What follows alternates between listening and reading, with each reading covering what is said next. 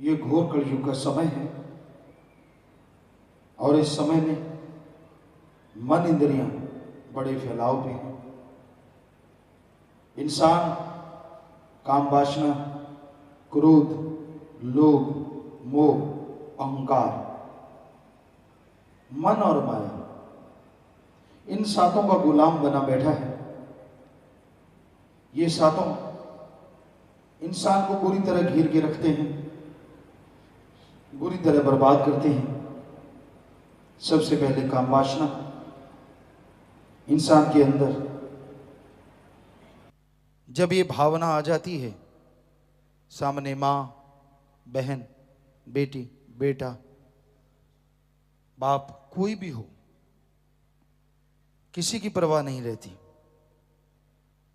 इंसान के दिलो दिमाग में काम छा जाता है और कामी कीड़ा किसी को भी अच्छी निगाह से कभी देख ही नहीं सकता।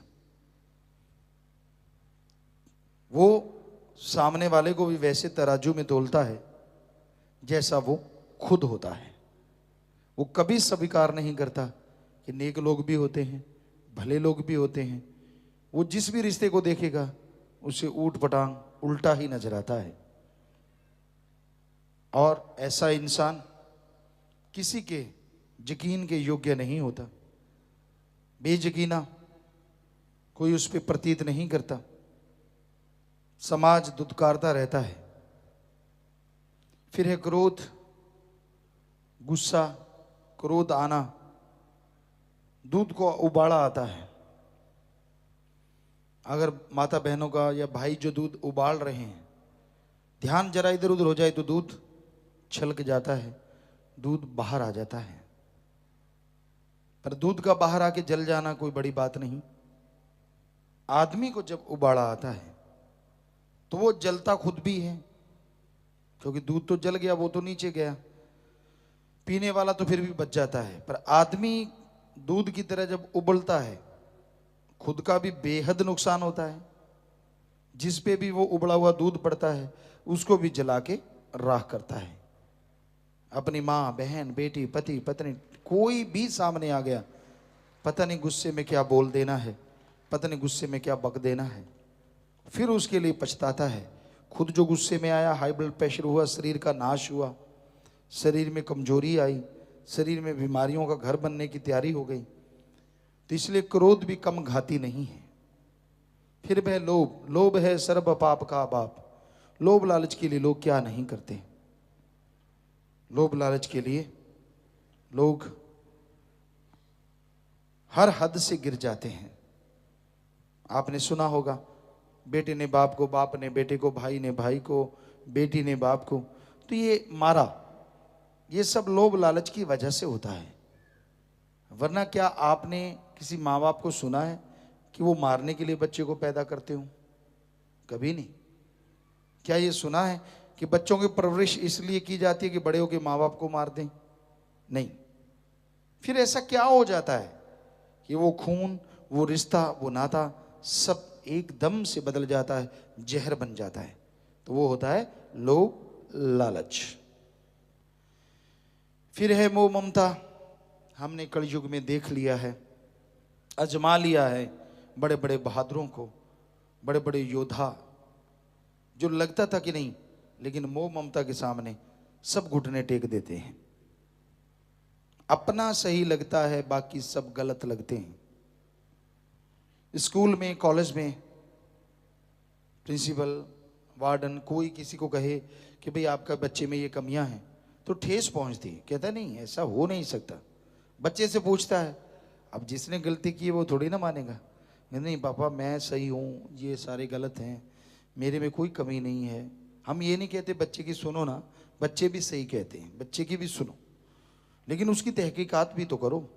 वो उसी की बात सुनते हैं, उसी के हो जाते हैं और अपनी सारी खुशियां गुम कर लेते हैं और बच्चे को ठाकुर डग, चोर, ठग बना देते हैं।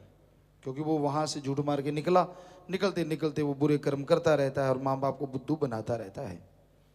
मोह ममता में लोग जब पड़ जाते हैं, कोई किसी का नहीं रहता। बड़े बड़े राजा महाराजा आए, मोह ममता के चक्कर में सब राजपाट गवा बैठे। संतों का, गुरु का, भगवान का भी इंसान नहीं बनता जब मोह ममता जाग जाती है।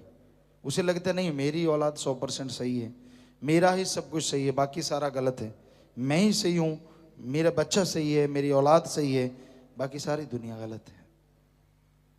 फिर है अहंकार। अहंकार में पड़ के इंसान बहुत कुछ ऐसा कर बैठता है कि सारी जिंदगी भोगता रहता है।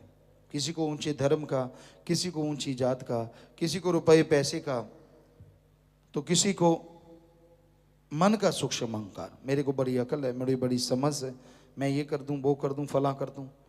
तो मन का सूक्ष्म अहंकार, अहंकार को मार है। छोटा मोटा क्यों, सबसे बड़ा उदाहरण रावण है।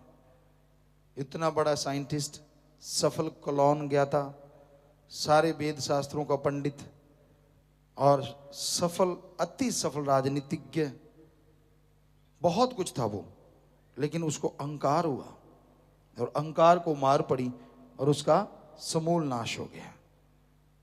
तो भाई फिर मन का क्या भरोसा। आपको एक बात सुनाया करते हैं, आज फिर ख्याल में आई कि एक फकीर था, सिमरन इतना नहीं करता था, थोड़ी भक्ति करता था।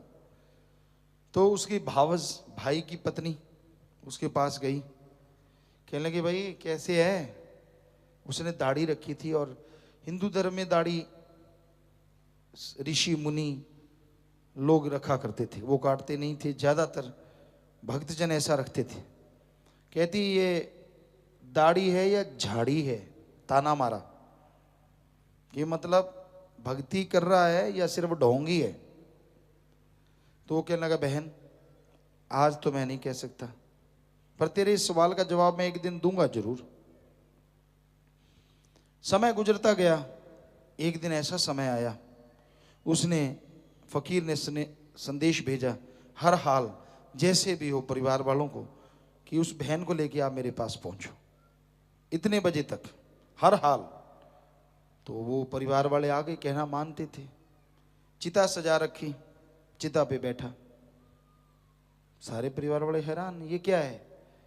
कहता नहीं बाकी बातें बाद में करेंगे, पहले मेरी जो भावस है उसको बात दूं, मेरी बहन है। उसको बुलाया सामने के, कहता हे बहन तूने उस दिन पूछा था ये दाढ़ी है कि झाड़ी, आज मैं दावे से कह रहा हूं ये मेरी दाढ़ी है। मैं भक्त हूं और 100% ये दाढ़ी ही रहेगी। वो भावजी उसकी बड़ी हैरान हुई, कहती भाई साहब आपने उस दिन जवाब क्यों नहीं दिया। कहता बहन जी मन का कोई भरोसा नहीं, मैं भक्ति कर रहा था, मालिक को याद कर रहा था, क्या भरोसा इस जालिम का, चलती चलती भक्ति में कब दगा दे जाए, क्या पता कौन सी चीज हावी हो जाए। मन जालिम का कोई भरोसा नहीं, इसलिए मैंने कहा कि उस दिन आपको जवाब नहीं दिया और आज मुझे भरोसा है। कहती आज कैसे है। कहता बस कुछ सेकंड के बाद आत्मा ने मालिक की गोद में बिराज के चले जाना है, मैं तो मरने वाला हूं। आज मुझे भरोसा है, मन तो क्या काल भी मेरे को भक्ति से नहीं डिगा सकता। और वही बात कुछ सेकंड के बाद वो शरीर त्याग गया। सो कहने का मतलब उदाहरण इसलिए दिया कि मन का क्या भरोसा, क्या पता कौन से मनमते लोग आपकी पट्टी साफ कर दें, माइंड वॉश कर दें। जो आप बड़ी बड़ी बातें करते हैं गुरुमुखता की, ये है वो है फला है, और आप उनके पीछे लग जाएं, क्योंकि मन तो आपके अंदर भी बैठा है। जब तक नूरी स्वरूप का दर्शन नहीं होते मन काबू होना तो मतलब ही नहीं है।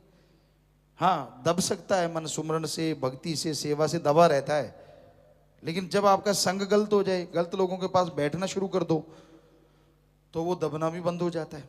तो इसलिए ये जरूरी है मन को रोकना। मन बड़ी जालिम ताकत है। और फिर माया, माया के तो सारे जंजाल हैं, झगड़े, लड़ाई, नफरतें माया की वजह से। थोड़े थोड़े पैसों के लिए, कुछ रुपयों के लिए लोग अपनी इज्जत बेच देते हैं, आदमी भी औरतें भी। और ज्यादा मिल जाए तो उनसे कुछ भी बुलवा लो, कुछ भी कहलवा लो, कुछ भी करवा लो इस कलयुग में। तो भाई माया के लिए लोग हर हद से गिर सकते हैं, गिर रहे हैं। आपने सुना है, सुन रहे हैं। माया रानी चीज ही ऐसी है, सब कुछ इंसान भूल जाता है जब माया की चमक दमक देखता है, पर ये भूल जाता है माया होई नागणी जगत रही डहकाए, जो इसकी सेवा करे उसको ही ये खाए। माया नागनी की भांति है, पाप जुल्म की इकट्ठी होती जाएगी, एक दिन ऐसा डंग चलाएगी ना जीते में ना मरते में, बुरा हाल कर देगी। माया चाहिए हर काम के लिए, लेकिन मेहनत कड़े परिश्रम से कमाओगे तो वो भक्ति मार्ग में भी साथ देगी और खुशियां भी घर में जरूर लेके आएगी।